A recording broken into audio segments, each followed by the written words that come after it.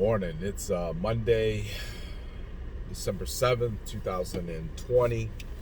It's 2:18 a.m. I'm on my way to the gym right now.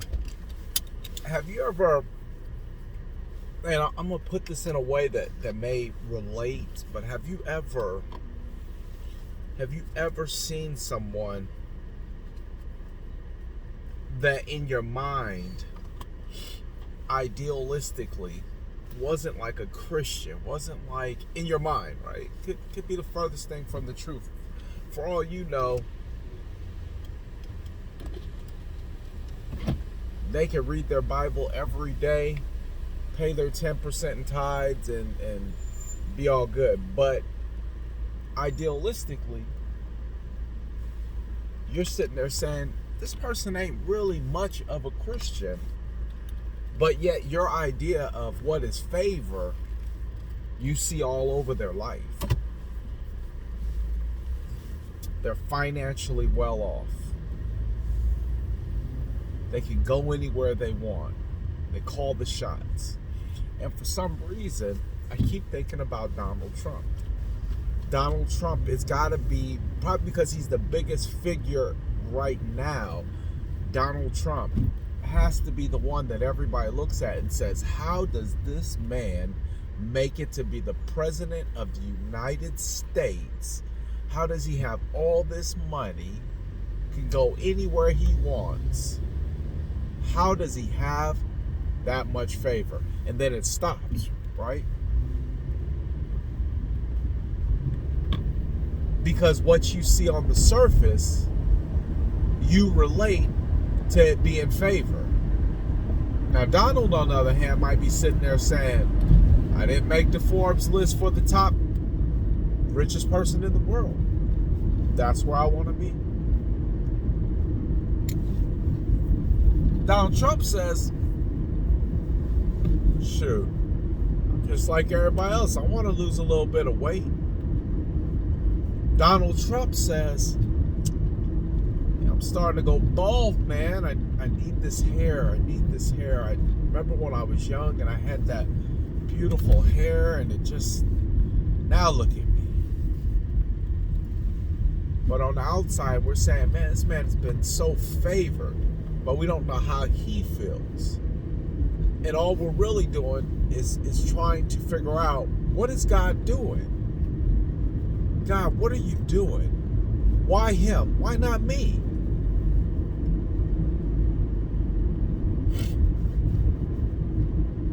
And I got to thinking about, why do people that we consider not Christians receive favor?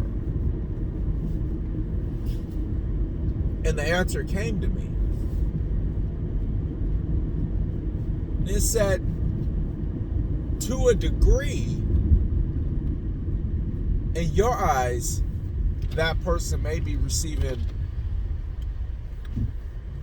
so much favor that it's undeniable that they have God on their side, or it's undeniable that they are in the realm of favor. Right?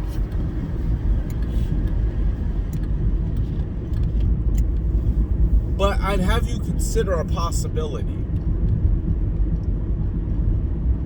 The favor that you think they're in is just the tip of the iceberg of what God really has for them if they were truly believers. See, because we only see that Donald Trump, and I'm not using him because I feel any one kind of way about Donald Trump. I'm just using it because the people that I'm around have so much negativity about Donald Trump. He seems like he's probably the most hated person on the face of this planet. He really does. So I can use him as an ideal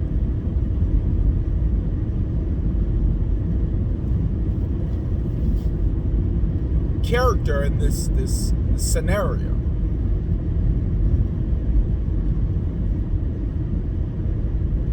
So let me kind of wrap this up real quick. You might see that that's favor, but maybe that's just really a small tip of the iceberg of what really could be possible. if that person really did believe. I mean, was a Christian, not a judging Christian, not an unforgiving Christian, not a hateful Christian, but I'm talking about somebody who adopted the principles of Jesus, right? How much further could their life really go? So when I get to thinking, man, I'm a Christian, I make mistakes, but God knows my heart, and I'm really in this to win it, I don't put nothing above you, God. I say, well, what about that person? Why is that person? They don't go to church. They don't do this. They don't do that. Why? Why are they receiving so much favor? And I came to a conclusion a long time ago that even their favor is just a very tip of the possibilities of what God could actually do. See, to me, it seems like a lot, but for that individual, it may just be a very small baseline.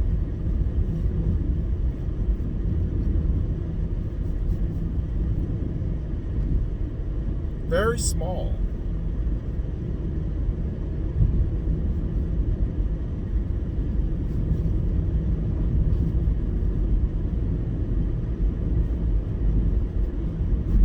So imagine if the person had really, because we're all at different points in life. We're not all going to come up, financially at the same time. We're not all going to come up physically at the same time. We're all at different places at different time in our lives because God has us on different journeys and different missions. That should never be questioned. But the undeniable fact is, how come this person seems like they got it figured out?